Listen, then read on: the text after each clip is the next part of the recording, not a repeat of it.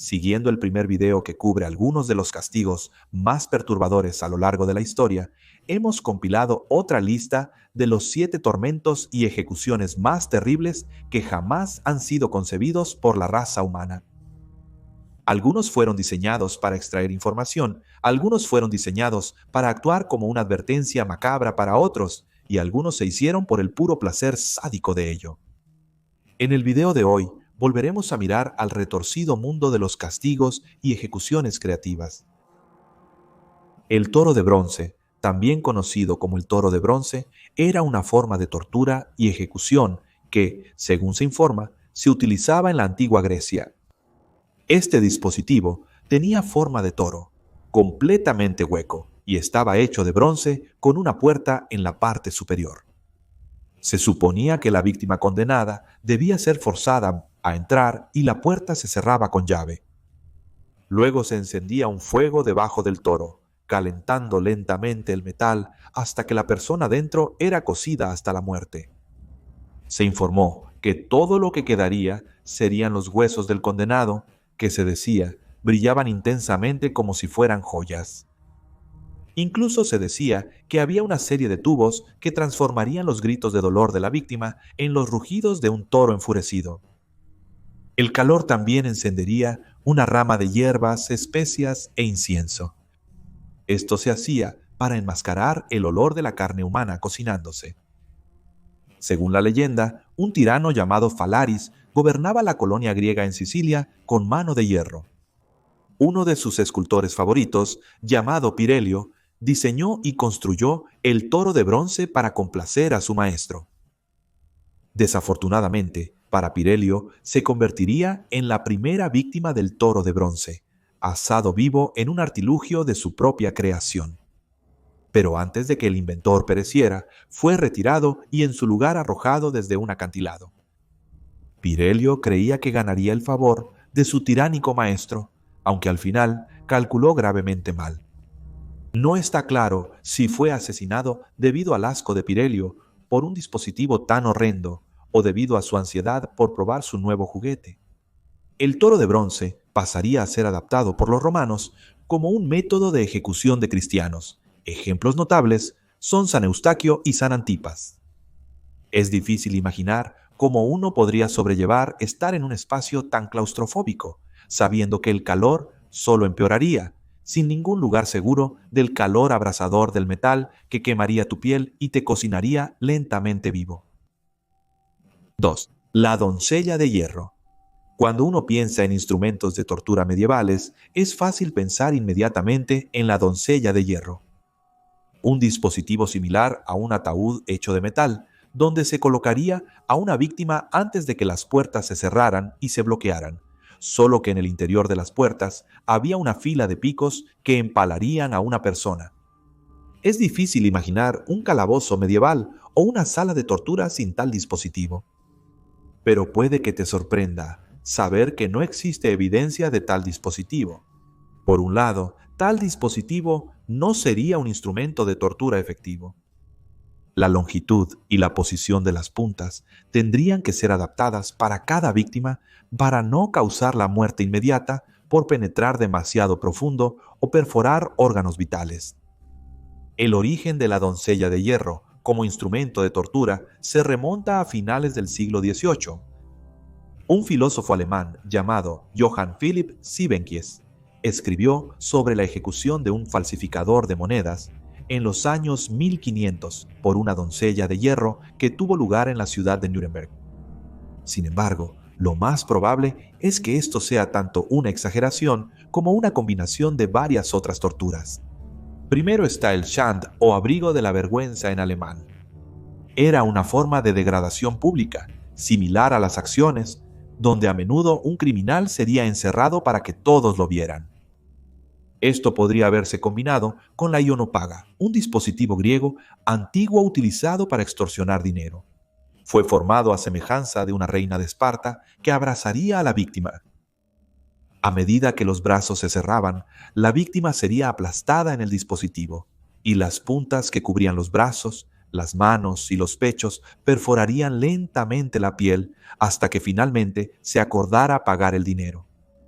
Aunque la doncella de hierro evoca imágenes de la crueldad de las antorchas medievales, lo más probable es que sea una fabricación, y una que no se necesita en absoluto, ya que se emplearon verdaderas antorchas depravadas que no requieren ninguna exageración.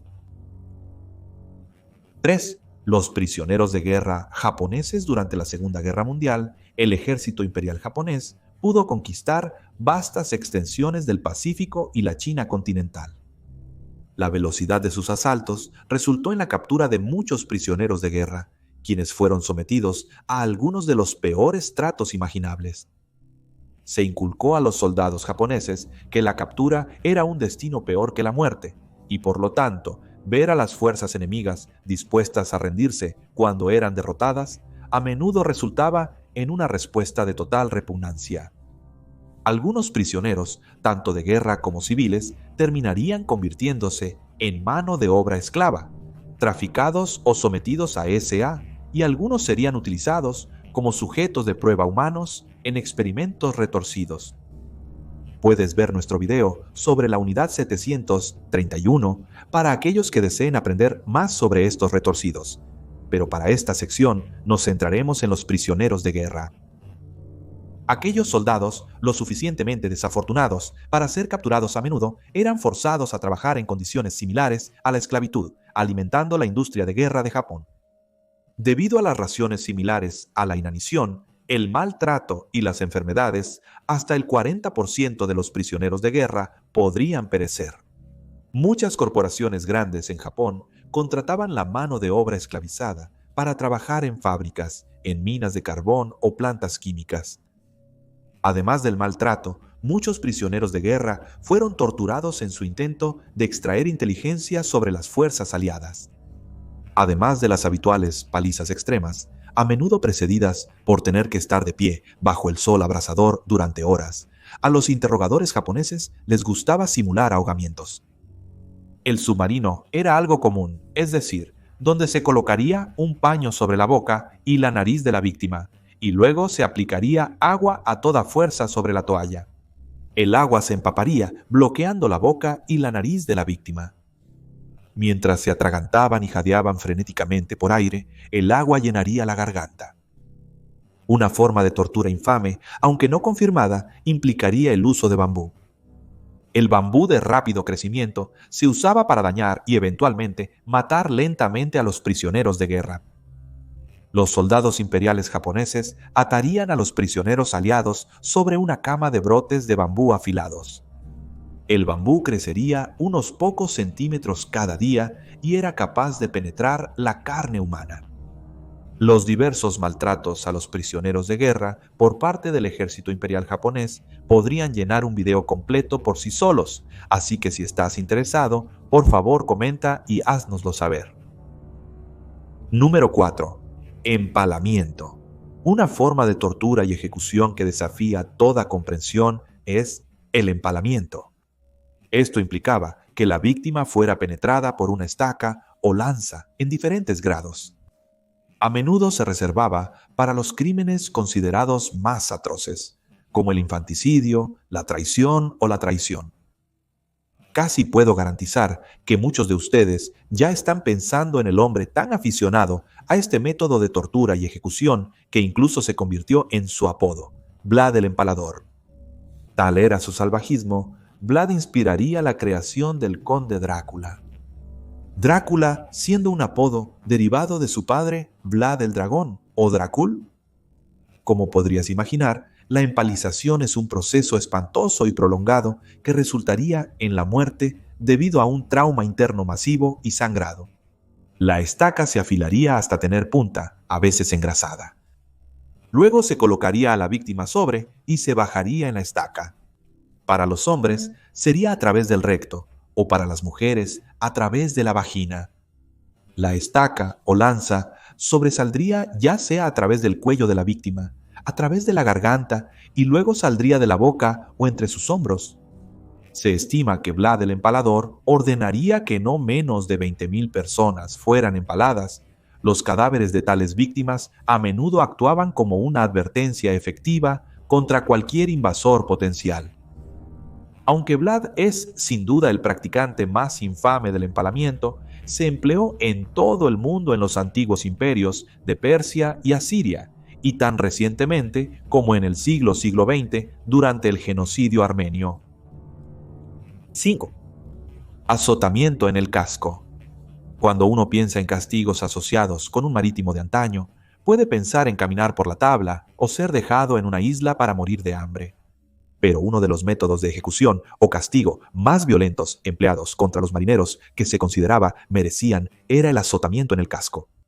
El proceso primero implicaba que un marinero fuera despojado de su ropa y atado de tal manera que no pudiera nadar.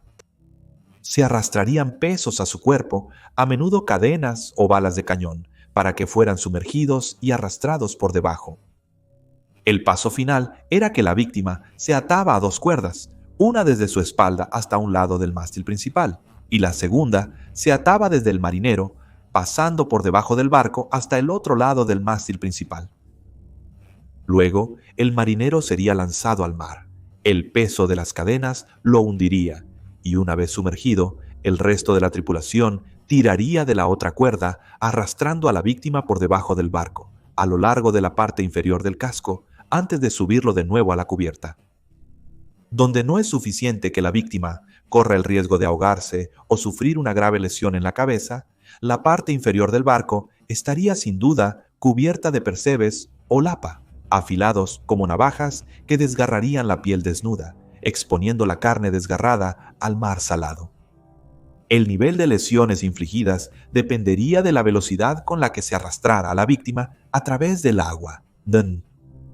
Una velocidad mayor resultaría en que la víctima permaneciera en contacto con el casco durante todo el viaje submarino, causando un daño masivo e incluso decapitación.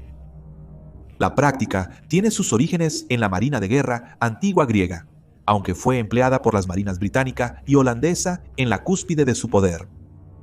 Es difícil imaginar tal combinación masiva de trauma siendo infligida de una vez, solo para ser llevado a bordo del barco sin tener a dónde ir y rodeado por aquellos que habían llevado a cabo este castigo bárbaro.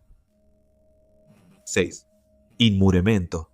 Puedo imaginar que muchos de ustedes han pensado al menos en la experiencia traumática de ser enterrado vivo. Una perspectiva diferente sobre esto se puede ver en la tortura conocida como inmuremento, donde las víctimas serían encerradas en un espacio pequeño durante largos periodos de tiempo, a menudo hasta la muerte. En muchos casos, se encerraba a una persona detrás de una pared, colocando ladrillos para atraparla en un espacio claustrofóbico. Aunque esto a menudo se usaba como tortura, no era raro que las personas religiosas se inmurasen voluntariamente. Su práctica se puede ver desde tiempos tan remotos como la antigua Roma, donde las vírgenes vestales serían castigadas por romper sus votos de castidad. Las mujeres capturadas eran forzadas a desnudarse y luego ingresar a una catacumba. A menudo sería emparedada detrás de un muro con suficiente comida y agua para durar unos pocos días. Se creía que si era perdonada por la diosa Vesta, sería liberada. Como puedes imaginar, los suministros se agotarían y la mujer moriría una muerte lenta y agonizante.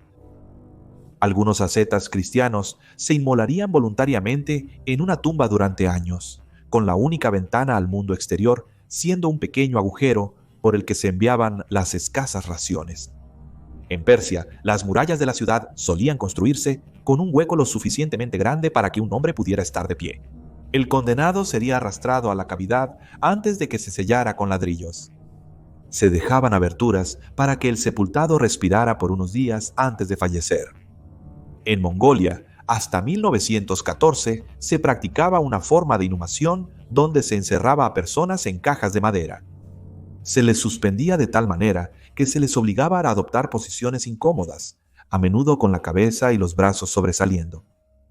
Cualquier comida o agua que se les daba era solo para prolongar su sufrimiento, ya que no habría salida de la caja una vez inhumados. Y finalmente, para el número 7, poina kule. En la antigua Roma se desarrolló una forma particular de pena capital para el delito de matar a un padre. El condenado sería cocido en un saco de cuero con una variedad de animales vivos. Incluiría un perro, una serpiente, un mono y un gallo. La masa retorcida de criaturas atrapadas luego sería lanzada a un cuerpo de agua donde todos se ahogarían.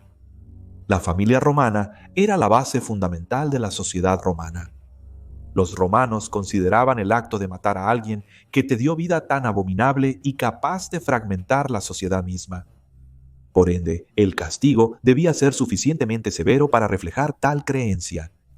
El proceso de Poinaculé comenzaría primero con el condenado siendo azotado antes de que su cabeza fuera cubierta con una bolsa.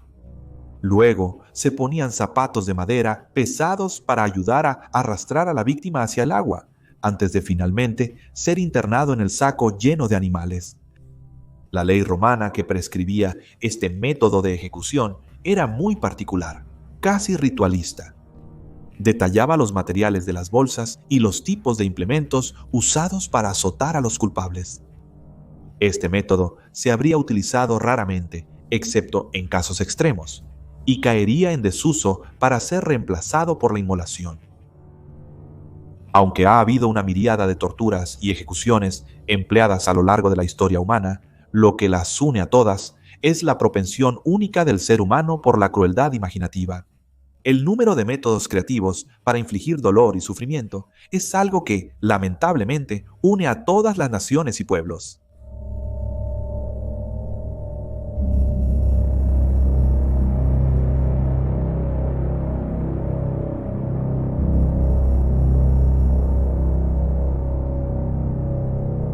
Gracias.